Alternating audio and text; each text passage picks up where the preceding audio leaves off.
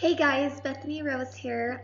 I'm a little sick, but I wanted to create a video, so if you want to stick around and listen, here are my 15 tips for young dancers. Number 1 is to never doubt yourself. I have been in many situations where I've doubted myself and my abilities, and it's gotten me nowhere. So, number 1, never doubt yourself. You can do it. However, number 2, always listen to your body.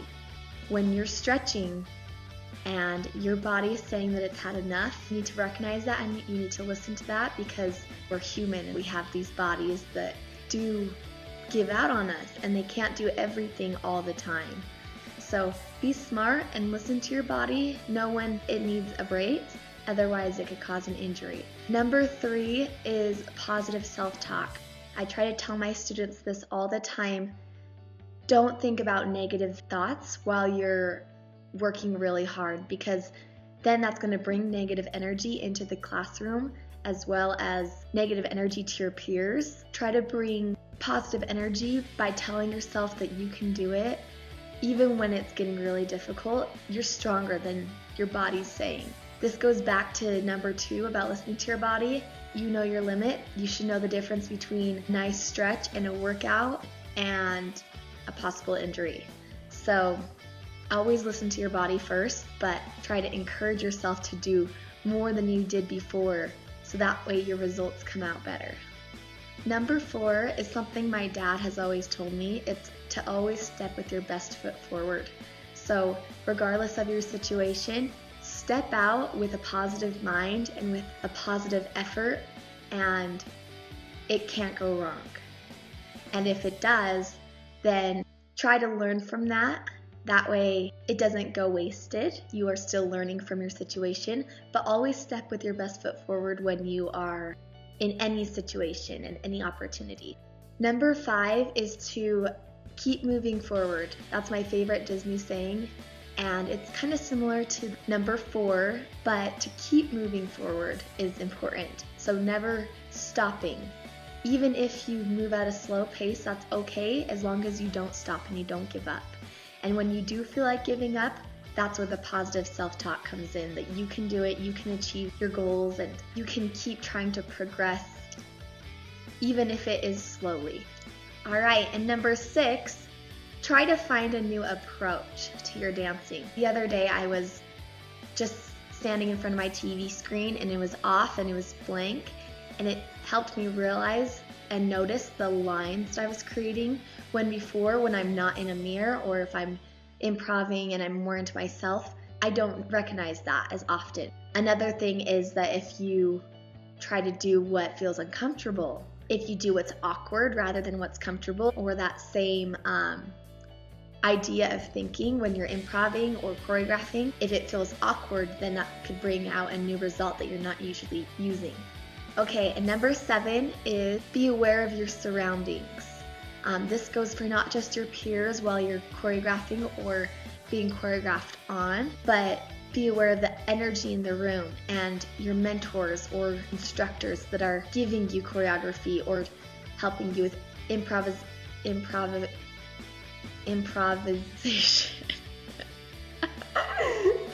Improvisation.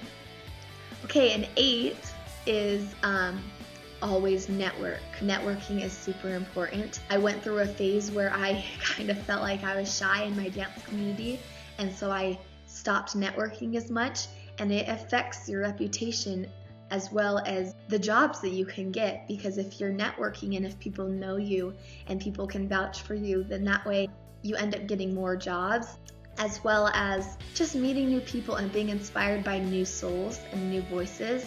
That's what networking can bring. Okay, number 9 is think about your reputation. This kind of goes along with the networking.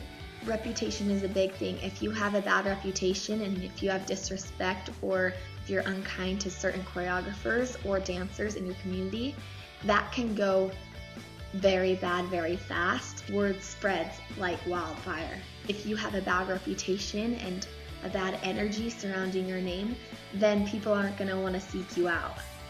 And that can cause a lot of dwindling in your growth, because then that way you don't get those opportunities that may have come. Okay, number 10, speaking of opportunities, this is something that I'm very passionate about. Seeking opportunities, big or small, makes the biggest difference.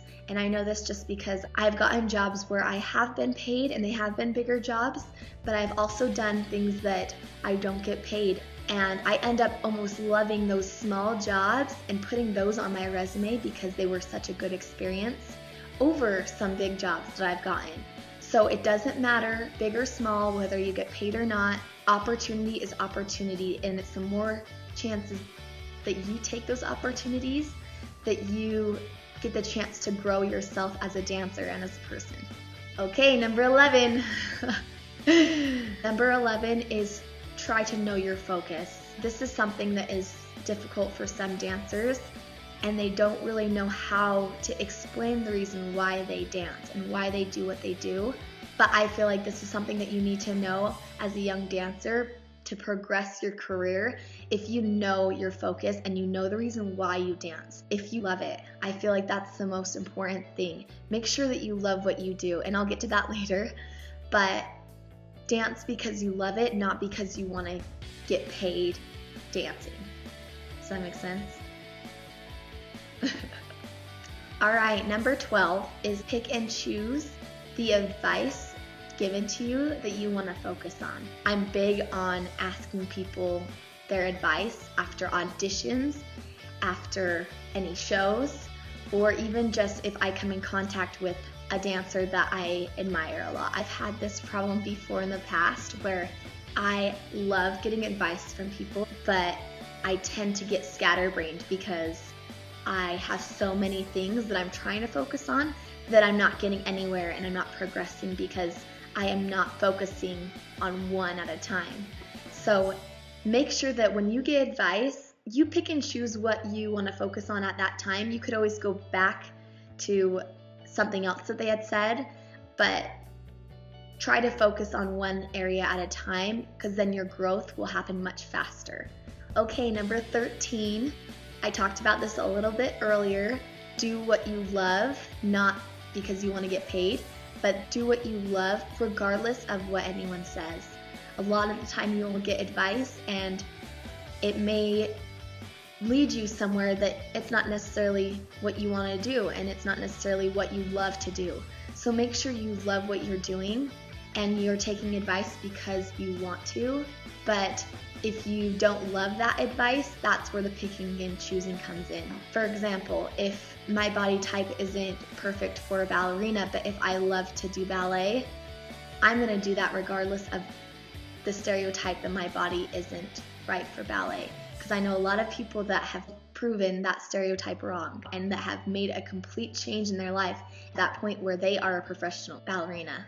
Make sure you focus on what you love rather than just following the crowd and following what people tell you and just going off of what you hear, because that can't always be right.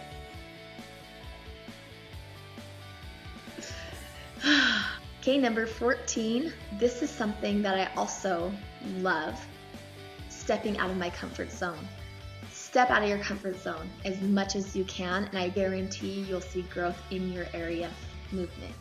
I love to learn a little bit of everything, and I love to add that to my own style, and it makes the biggest difference. For example, I grew up a contemporary jazz dancer, but I learned the art of breakdancing. Random, I know. I still don't know how I did that. Or how I do that. Because it's hard.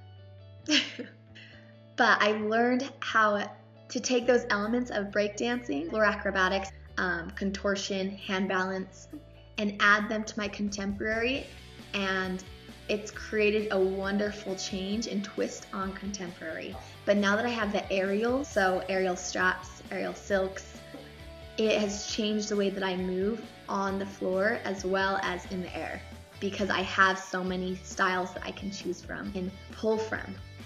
Okay, last but not least, number 15, be yourself. Never forget that. The most important thing about being a dancer is using dance as a creative art to express yourself. It's not just to get away and forget about your daily life, but to apply what you do in your daily life to your dancing. So do not be afraid to be yourself as a dancer, because that's what makes you unique. There's so many people that do the same thing, and don't waste your time trying to look like someone else. Yeah, it's good in some cases to replicate certain types of movement, but then pull back and remember who you are. You can always add that to your repertoire, but bringing your own unique style, not just taking, and that will make the biggest difference to this dance world. Okay guys, thanks so much for watching. If you would like to hear some more advice from me or see any more videos like this, if you liked what I was doing, please comment below, subscribe to my channel, and I'll try to create a new video like this.